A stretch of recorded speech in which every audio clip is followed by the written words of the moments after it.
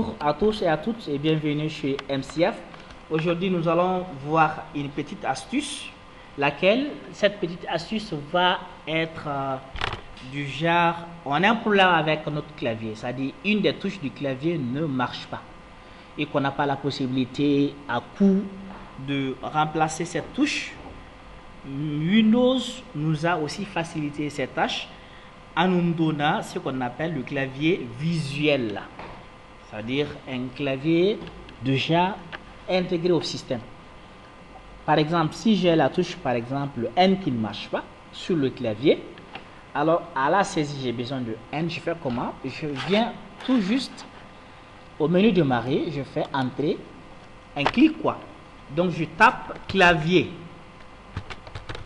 Et là, j'ai clavier visuel, je double-clique dessus et automatiquement, j'ai le clavier ici. Comme ça, je peux même venir là, un exemple.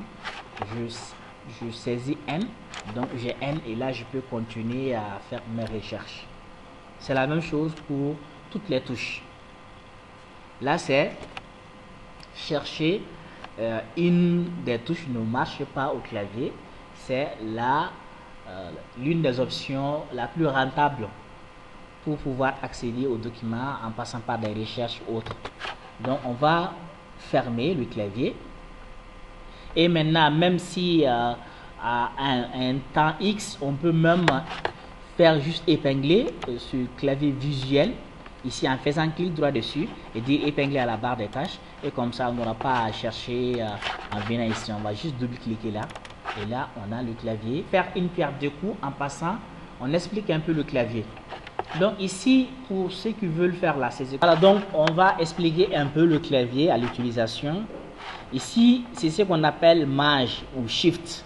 Maj ou Shift, on a deux ici en même temps là. Ici, on a CTRL qu'on appelle contrôle. Ici, CTRL qu'on appelle contrôle. Ici, c'est le menu démarrer. Donc, on a Azert. Voilà. Maintenant, le petit D, par exemple, kilomètre carré.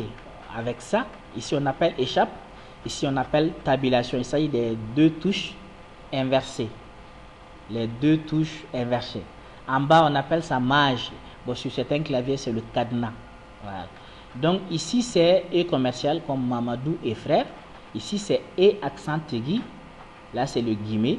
Ici, l'apostrophe, ouvrir la parenthèse, le tiret, et accent grave, le tiret d'en bas, le CCD, le A préposition, fermer la parenthèse et ici égal. Maintenant, pour accéder à N3, pour certains qui n'ont pas le clavier, le pavé numérique, ils vont appuyer sur Maj. Et regardez, quand j'appuie sur Maj, automatiquement, c'est 1, 2, 3 qui est en gras. Ça veut dire maintenant, c'est 1, 2, 3 qui marche. Et aussi, on a A comme voilà, la majuscule activée. Voilà. Donc, ici, je clique. Ici, c'est KLM. Même si vous n'avez pas M, c'est M là-bas. Et là, ici, c'est en bas que c'est le OU accent grave. Et ici, c'est l'astérisque.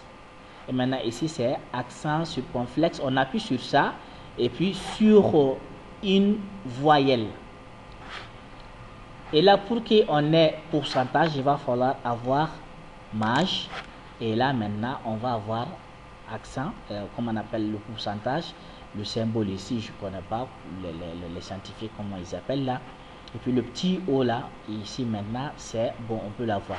Et là, ici, prend fin cette formation de clavier, c'est-à-dire comment avoir le clavier visuel et l'utilisation, un peu l'explication du clavier, à quoi servent les boutons. On se donne rendez-vous pour la prochaine vidéo.